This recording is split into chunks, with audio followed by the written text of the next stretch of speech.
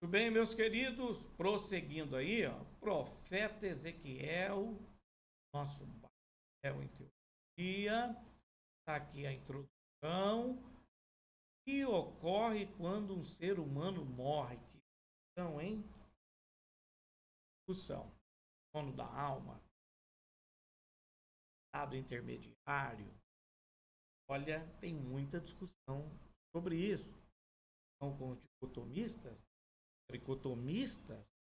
Então, no ITEP, nós preparamos você para essas discussões. Para que você, professor, aluno de teologia, para que você que estuda e procura passar às pessoas informações, tem a ciência de um todo. Okay? No ITEP, nós não encabrestamos você numa visão, mostramos todas as visões. É importante ter conhecimento de outros posicionamentos. Tá? Embora eu, tá? E o que ocorre quando um ser humano morre? É claro que nós temos um estudo do estado intermediário completo, né? É um estudo longo, tá? Ele não vai estar inserido todo aqui, tá bom? Mas nós vamos entrar em algumas questões. Então, ocorrem vários processos a partir do momento que a pessoa morre, nós sabemos, os ossos, eles vão obedecer uma ordem, tá? Vamos lá. Os abióticos, né? Sem vida. Os fenômenos que ocorrem logo após a morte, né? Observamos as seguintes características: sensibilidade à dor, né? Calor ou temperatura, mobilidade, é claro, face hipocrática, uma face característica do morto, sem expressão, né?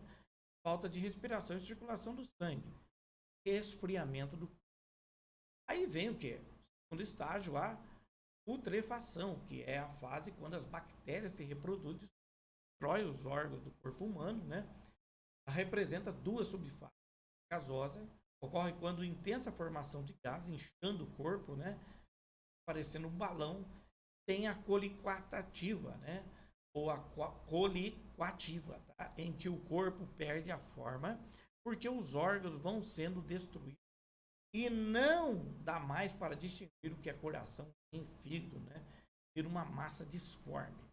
E aí tem o que? A esqueletização, é a destruição total dos órgãos, mistura do que resta dele com a terra sobrando apenas. Tá? Ezequiel viu um exército desse estado, tá? Mas quando e como eles morreram? E aqui é a mensagem espiritual, tá?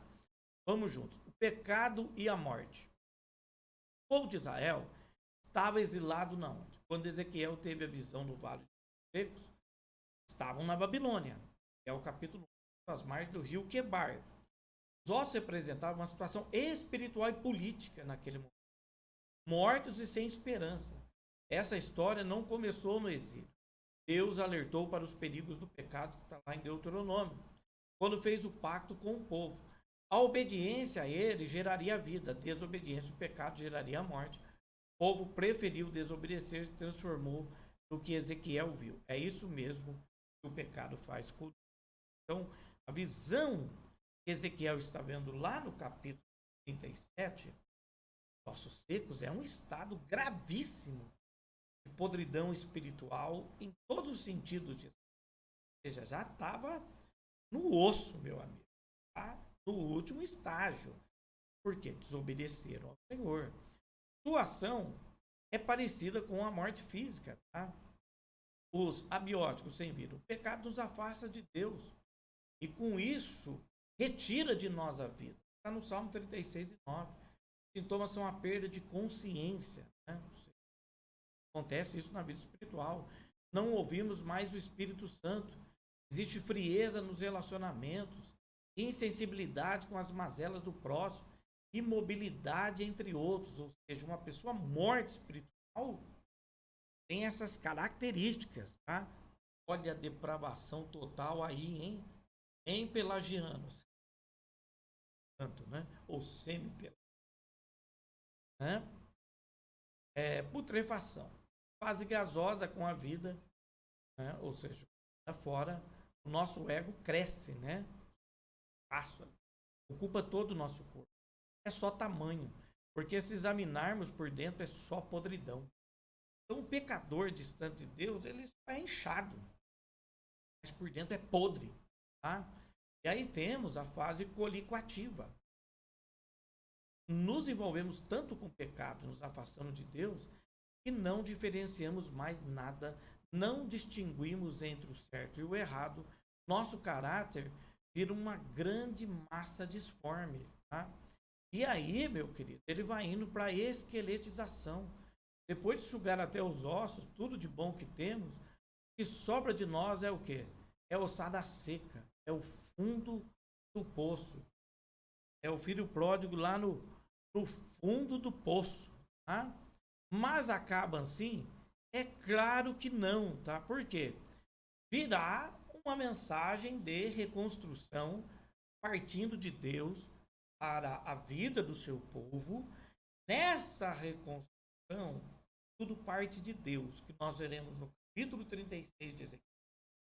Deus falando que ia dar um coração, espírito novo, tá? Vai tirar o coração de carne porque não tem condição, vai colocar um coração novo, né?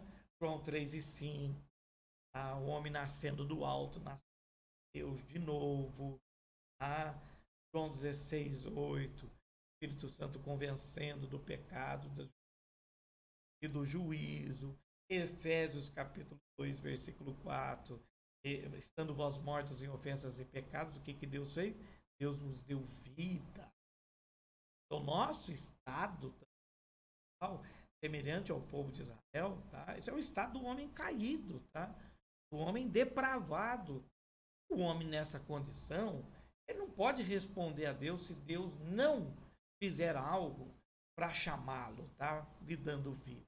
Maravilha, meus queridos? E aí, nós vamos seguir aí na nossa próxima aula falando bastante sobre a reconstrução, que vai partir da construção de Israel. Ezequiel, dentro da Babilônia, ele vai ver Deus dando uma promessa de reconstrução física e espiritual de Israel. A física já se cumpriu, Israel já está em Terra Santa desde 1948, um pouquinho antes, mas 1948 consolidando, os judeus voltando para a Terra Santa, estão lá na Terra Santa hoje, mas espiritualmente Israel ainda precisa de um despertamento que vai acontecer, está bem próximo. Nós estamos acompanhando os eventos aí finais, ok? Então eu aguardo vocês para a próxima aula.